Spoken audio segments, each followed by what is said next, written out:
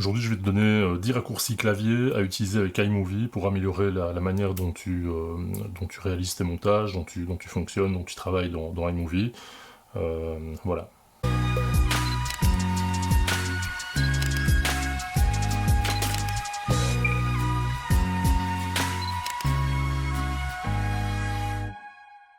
Je suis ravi de te retrouver pour cette nouvelle vidéo.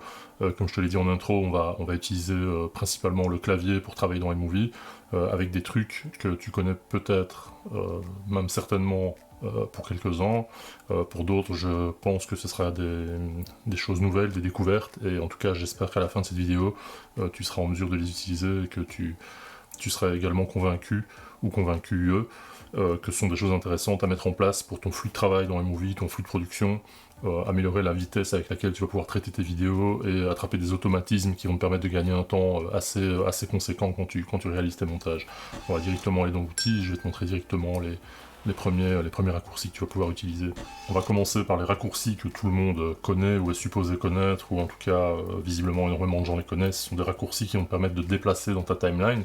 Donc par là j'entends lire ta piste de lecture sans devoir aller cliquer sur le petit bouton qui est là, simplement en appuyant sur la barre d'espace qui va te permettre de lancer la lecture de ta séquence, et en appuyant de nouveau sur la barre d'espace, tu vas annuler, tu vas mettre pause sur ta lecture. Dans le même ordre d'idée, pour te déplacer dans ta séquence, tu vas pouvoir utiliser les flèches directionnelles. La flèche gauche va te permettre de revenir image par image dans ta séquence. Donc là, à chaque fois que tu appuies, tu recules d'une image. La flèche droite va simplement te permettre de faire le contraire, d'avancer dans ta timeline et d'aller voir, d'aller chercher vraiment l'endroit que tu veux dans ta séquence. La flèche vers le haut va te permettre de revenir au début de ta séquence, et la flèche vers le bas va te permettre d'arriver à la fin. Tu vas me dire, Fred, t'es gentil, mais là je suis en train de perdre mon temps parce que ça je connais. Je m'en doute, il y a des gens qui connaissent pas, c'est aussi pour eux que je fais ces vidéos. Un peu de patience. Raccourci clavier suivant, qui également est probablement très connu, c'est le commande B, CTRL B, qui va te permettre de faire un cut. Donc tu fais simplement commande B, ça te place un cut à l'endroit où tu te trouves avec ta tête de lecture. Donc si tu te places peu importe où dans la timeline, tu vas te mettre à l'endroit où tu veux faire un cut, tu fais commande B et tu vas couper comme ça ta séquence en plusieurs parties. Pourquoi commande B? J'imagine que c'est rapport à Blade, la lame de rasoir qui est utilisée dans les autres applications de montage, j'en ai aucune idée. J'ai lu que c'était rapport à break, donc casser la piste. Bref, j'ai pas de truc mnémotechnique à te donner, sache simplement que commande B te permet de faire un cut et non pas un but. Bref, dans ta timeline, tu vas pouvoir importer du contenu. Évidemment, c'est indispensable de le faire, sinon tu peux pas bosser. Et donc tu as tes séquences qui se trouvent ici. Et si tu veux en ajouter d'autres, tu peux utiliser le raccourci commande I, qui va te permettre d'ouvrir l'écran dans lequel tu vas venir chercher les séquences dont tu pourrais éventuellement avoir besoin. Et une fois que tu les as, tu vas simplement les importer. Donc commande I pour importer du contenu supplémentaire dans ton plan de travail, pour pouvoir les intégrer à ta timeline et pouvoir les travailler. Le raccourci suivant, il va te permettre de détacher la piste audio de ta séquence vidéo, simplement en te positionnant sur ta séquence, et tu vas faire Alt, commande B. Et là, ça va te permettre directement de détacher le fichier audio et de le supprimer, et de pouvoir travailler ta séquence vidéo sans te préoccuper du fichier audio, et le remplacer éventuellement par une musique de fond, par une musique de doublage avec un enregistreur distinct de ta caméra, ou faire quoi que ce soit d'autre. Simplement le Alt, commande B va détacher l'audio de ta séquence vidéo. Il peut arriver que quand tu importes des séquences dans ta timeline, t'as pas besoin de l'entièreté de la séquence, mais uniquement d'une partie de celle-ci.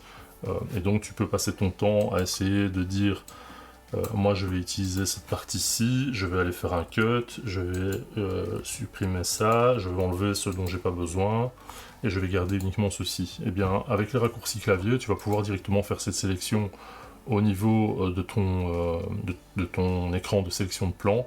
Tu vas aller voir l'endroit où tu veux commencer à garder la séquence, tu vas appuyer sur la touche I, qui est en fait Input, In Point, donc tu vas aller créer un point d'entrée dans ta séquence, et à la fin de la séquence, en tout cas à la fin de la partie dont tu as besoin, tu vas aller appuyer sur O pour Out Point, Output, sortie, et là tu vois que entre les deux parties jaunes qui sont là, c'est ce que tu as sélectionné. Alors tu vas pouvoir le faire glisser sur ta timeline, simplement avec le glisser-déposer classique. Il arrive parfois que tu as vraiment des très petites séquences dont tu as besoin, genre, on va prendre un exemple, je commence ici et j'ai besoin de royalement ceci, on va dire. Je place mon haut. Alors, soit tu peux utiliser le plus pour aller faire glisser dans ta timeline. Voilà, donc il vient glisser une séquence de 1/10 de seconde.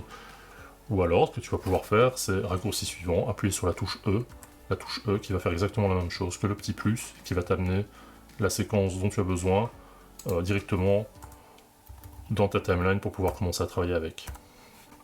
Alors la touche E, elle te permet d'ajouter la séquence que tu as sélectionnée ou la partie de séquence que tu as sélectionnée à la fin de la séquence déjà existante, mais imaginons que tu veuilles ajouter cette partie-ci à cet endroit-là pour avoir deux plans qui se superposent et pouvoir faire un plan de coupe. Et bien simplement, tu vas utiliser à ce moment-là la touche Q qui va venir placer la séquence que tu vas sélectionner à l'endroit de ta tête de lecture. Tu vois qu'au lieu de le placer à la fin de ta séquence, il l'a placé à l'endroit où se trouvait ta tête de lecture. Alors, dans ce cas-ci, avec la touche Q, ce qui se passe, c'est que ta séquence est placée au-dessus pour faire un plan de coupe. Maintenant, il peut arriver que tu veuilles insérer une partie de séquence à l'endroit de ta timeline et réellement venir l'intégrer dans la séquence qui est déjà en place. Et bien simplement, tu vas venir sélectionner la séquence ou la partie séquence dont tu as besoin et tu vas appuyer sur W. Et W va venir intégrer cette séquence à l'endroit où tu avais placé ta tête de lecture. Alors on fait un raccourci qui m'a été demandé par énormément de gens, assez bizarrement parce que je pensais que c'est quelque chose qui était plus ou moins acquis par la plupart des utilisateurs. C'est quand tu fais quelque chose, par exemple tu fais un cut avec commande B, et tu te rends compte que tu ne devais pas le faire et tu veux annuler l'action. Bien simplement tu vas faire commande Z et ça va remettre la situation à l'étape précédente. Et tu peux revenir comme ça en arrière sur plein de séquences. Ce qu'il faut savoir c'est que dans iMovie, tu n'as pas d'historique. Ça veut dire que si tu as fait 25 cuts et que tu dis tiens, le premier je voulais pas le faire, il faut que tu remontes avec commande Z sur chacune des actions que tu as entreprises. Il faut remonter comme ça jusqu'à la séquence que tu voulais annuler, une par une. Tu n'as pas la possibilité de dire je voudrais annuler tout ce qui s'est passé entre maintenant et il y a 15 actions par exemple, c'est pas possible dans iMovie. Voilà, ce sont des raccourcis tout simples, mais qui vont vous permettre de gagner un temps dingue dans votre flux de travail, qui vont vous permettre d'optimiser votre montage avec vraiment une précision qui va être différente que ce que vous allez pouvoir avoir avec la souris. Ça va vous permettre d'être beaucoup plus efficace dans la manière d'agencer vos différents plans, vos différentes séquences, et ça va vous permettre à terme, quand vous aurez des projets avec énormément de rush, parce qu'ici j'en ai que 3 dans ma sélection de champs, mais quand vous avez une cinquantaine de champs et que vous sélectionnez uniquement la partie de certains, c'est toujours intéressant de pouvoir avoir des outils qui vont permettre de gagner en efficacité, de gagner en temps et en précision par rapport à votre sélection. Donc c'est des choses que vous pouvez intégrer à votre manière de travailler. N'hésitez pas à me dire en commentaire ce que vous en avez pensé. Abonnez-vous si ce n'est pas déjà fait. Mettez-moi un like, partagez la vidéo si vous avez des gens que vous connaissez que ça peut intéresser. Et puis quant à moi, je vous retrouve très bientôt pour une nouvelle vidéo.